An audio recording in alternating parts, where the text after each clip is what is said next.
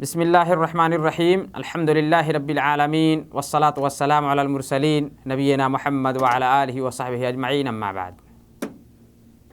आदरणीय उपस्थितिजन, नेपाली दाजुभाइ तथा दिदी बहिनीहरू, अपवित्र व्यक्तिमाथि वर्जित कुराहरू भन्नाले जुन व्यक्ति अपवित्र छ, ठुलो अपवित्रतामा त्यो ग्रस्त छ, अर्थात् ठुलो अपवित्र त्यो भएको छ भन्नाले जसले गर्दा त्यसलाई नुहाउनु अनिवार्य भइहाल्छ। ती अवस्थाहरू भन्नाले त्यस्तो अवस्थामा ती कार्यहरू जसलाई त्यसले गर्नु मिल्दैन अथवा त्यसमाथि ती कार्यहरू ननुहाउनुन्जेलसम्म वर्जित छ, त्यसले गर्न पाउँदैन जबसम्म नुहाउँदैन। भन्नाले नुहाएर पवित्र हुनुपर्छ। ती 5 वटा कुराहरू हुन् जसलाई ननुहाउनुन्जेलसम्म त्यसले गर्न पाउँदैन। 5 वटै कुरामा सबभन्दा पहिलो नमाज पढ्नु अपवित्र छ, ठुलो अपवित्रता, जस्तै वीर्य स्खलन भएको छ अथवा स्त्री सम्भोग गरेको छ। यस्ता कुराहरू जसले गर्दा नुहाएर त्यसलाई पवित्र हुनुपर्छ भने त्यसले नमाज पढ्न ननुहाउनुजेसम्म नमाज पढ्न पाउँदैन। दोस्रो कुरो जुन त्यसमाथि वर्जित छ त्यो हो पवित्र काबाको परिक्रमा गर्नु, तवाफ गर्नु। ननुहाउनुन्जेलसम्म त्यसको परिक्रमा र काबाको तवाफ गर्नु मिल्दैन। यसै गरी कुरआनलाई, पवित्र कुरआनलाई प्रष्ट छुनु ननुहाउनुन्जेलसम्म अपवित्र, ठुलो अपवित्रताले अपवित्र भएको व्यक्ति कुरआनलाई प्रष्ट छुन पाउँदैन, त्यसमाथि वर्जित गरिएको छ। चौथो कुरो हो कुरआनलाई नछुँदा पनि मुखले त्यसलाई पढ्नु, त्यसलाई कुरआन कण्ठ भएको, कण्ठस्थ रूपले भएको कुरआनलाई पढ्न पनि पाउँदैन जबसम्म त्यसले नुहाउँदैन। किनकि नुहाएर त्यसले पवित्र हुन सक्छ भने त्यस्तो व्यक्ति जसले नुहाएर पवित्र हुन सक्छ भने त्यसले कुरआन, कण्ठ भएको कुरआनको आयतहरू, श्लोकहरू पनि पढ्न पाउँदैन, त्यसमाथि वर्जित छ। यदि पढ्नु मन लागेछ भने नुहाउनु पर्छ। 5औं कुरो हो कि बिना वजु मस्जिदमा बस्नु।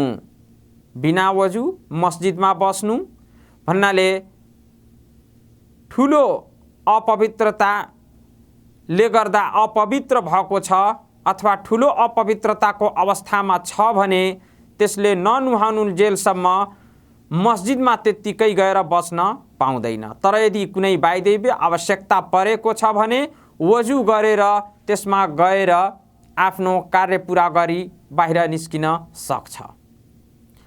अब आउनुहोस्, यो त थियो ठुलो अपवित्रताको अवस्थामा भएको व्यक्तिमाथि यी 5 वटा वर्जित कुराहरू जसले ननुहाउनुन्जेलसम्म यो 5 वटै कुरा गर्न पाउँदैन। किनकि 5 वटै यो कुरा अपवित्रताको अवस्थामा गर्नु जायज र उचित छैन, बरु वर्जित गरिएको छ इस्लाममा। अब आउनु त्यो आइमाई, त्यो महिला जो महिनावारीको अवस्थामा अथवा प्रसव रक्तको अवस्थामा भन्नाले बच्चा जन्माएपछि आउने रक्त जुन छ त्यो दुईटै अवस्थालाई अपवित्रताको अवस्था भनिएको छ। ती दुईटै अवस्थामा ती महिलाहरूले भन्नाले महिनावारी आएकी महिला, मासिक रक्तस्राव जसलाई मासिक धर्म महिनावारी भनिन्छ, र यसै गरी बच्चा जन्माएपछि आउने रक्त जुन महिलालाई आउँछ त्यो अवस्थामा भएको, यी दुईटै अवस्थामा भएको महिलालाई कुन कुन कार्य गर्नु मिल्दैन। अथवा के गर्नु तिनीहरूमाथि वर्जित गरिएको छ इस्लाममा, स्वीकार त्यसबाट हुँदैन, अर्थात् गर्नु त्यसलाई मिल्दैन। ती 5 वटा होइन बरु 6 वटा कुरा हुन्। 6 वटा। नम्बर 1 मा नमाज पढ्नु, तर रक्त आउने अवस्थामा छुटिएका नमाजहरू, रक्त आउने अवस्थामा, मासिक धर्मको अवस्था होस्, महिनावारीको अवस्था होस् वा प्रसुतिको अवस्था होस्, बच्चा जन्माएपछि आउने जुन रगतको केही अवधि छ त्यो अवधिको अवस्था होस्, त्यस्तो अवस्थामा नमाज पढ्नु मिल्दैन। तर यी अवस्थामा, यस्तो अवस्थामा छुटिएका नमाजहरू, यो रक्त स्रावको अवस्था समाप्त भएपछि पवित्र भएर पनि त्यसलाई कजा गर्नु पर्दैन। नमाज, छुटिएका नमाज यस्तो अवस्थामा त्यसलाई कजा गर्नु पर्दैन। नम्बर 2, व्रत बस्नु।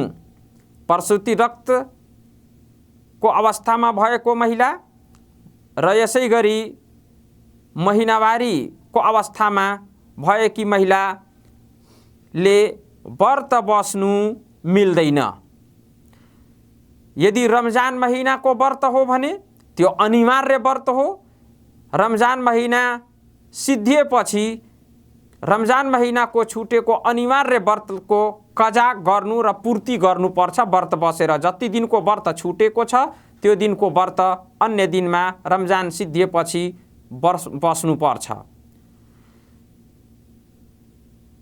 र तेस्रो कुरो, जुन यी महिलाहरू र यस्ता अवस्थामा भएकी महिलाहरूलाई गर्नु वर्जित गरिएको छ त्यो हो पवित्र काबाको परिक्रमा गर्नु। भन्नाले प्रसव रक्त आउने महिला र यसै गरी महिनावारी भएकी महिलाले पवित्र काबाको तवाफ र परिक्रमा गर्न पाउँदैन। यो तेस्रो कुरो हो जुन यिनीहरूमाथि वर्जित गरिएको छ। चौथो कुरो, मस्जिदमा बस्नु। मस्जिदमा बस्नु पनि यस्ता अवस्थामा, यो अपवित्रताको अवस्थामा मस्जिदमा गएर बस्नु पनि मिल्दैन। तर यदि कुनै आवश्यकता छ भने त्यसले त्यो आवश्यकतालाई त्यसमा गएर आफ्नो आवश्यकता पुरा गरी लिएर आउन सक्छिन्। तर बस्नु र त्यसमा गएर कुर्नु यो निषेध र वर्जित गरिएको छ। पाँचौं कुरो हो पवित्र कुरानलाई प्रष्ट छुनु। पवित्र कुरानलाई प्रष्ट रूपले छुनु मिल्दैन। तर हो हातमा कुनै दस्ताना लगाएर वा कुनै बाधक चिजले समातेर कुरानलाई छुन मिल्छ। कुरानलाई छुन कुनै हातमा दस्ताना लगाएर अथवा हात र प्रष्ट कुरानको बीचमा पवित्र ग्रन्थ कुरानलाई समात्दाखेरि कुनै चिज बाधक लगाएर छुइएको छ भने अथवा उठाउनु छ, समात्नु छ भने यो गर्नु मिल्छ। तर प्रष्ट कुरानलाई छुनु मिल्दैन, किनकि यो अपवित्रताको अवस्था हो।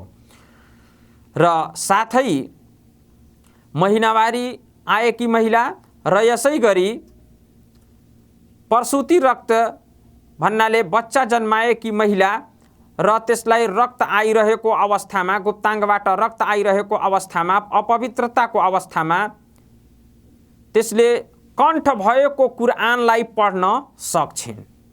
यस्ता यी महिलाहरूले यो अपवित्रताले गर्दा कुरानलाई, कण्ठ भएको कुरानलाई, आयतहरू, सुरहरू पढ्न सक्छिन्। तर प्रष्ट कुरानलाई हातले छुनु मिल्दैन। तर हो कुनै बाधकले, कुनै चिजले समातेर कुरानलाई खोल्नु पनि मिल्छ। कण्ठ नभएको पनि त्यसलाई पढ्नु पनि उनीहरूलाई मिल्छ। तर प्रष्ट हातले नछुएर कुनै बाधकले अथवा कुनै चिज हातमा दस्ताना लाएर अथवा अन्य कुनै चिजले कलमहरूद्वारा त्यसलाई खोलेर पढ्न पाउँछिन्। छठौं कुरो, जुन यी महिलाहरू भन्नाले अपवित्रताको अवस्थामा भएकी महिलाले गर्न पाउँदैनन् अथवा तिनीहरूमाथि वर्जित छ त्यो हो स्त्री सम्भोग भन्नाले श्रीमानसँग यौन सम्पर्क गर्नु। श्रीमानसँग यौन सम्पर्क गर्नु यस्तो रक्त महिनावारीले गर्दा गुप्ताङ्गबाट अघिल्लो गुप्ताङ्गबाट आउने रक्तस्रावको अवस्थामा र यसै गरी बच्चा जन्मिएपछि अथवा जन्मिने कारणले बच्चा जन्मिएको कारणले आउने रक्त जसलाई निफास अरबीमा भनिन्छ भन्नाले प्रसुतिको रक्त भनिन्छ, प्रसव रक्तस्राव भनिन्छ, त्यो अवस्थामा श्रीमानसँग सम्पर्क गर्नु, यौन सम्पर्क गर्नु यो चाहिँ वर्जित र हराम हो।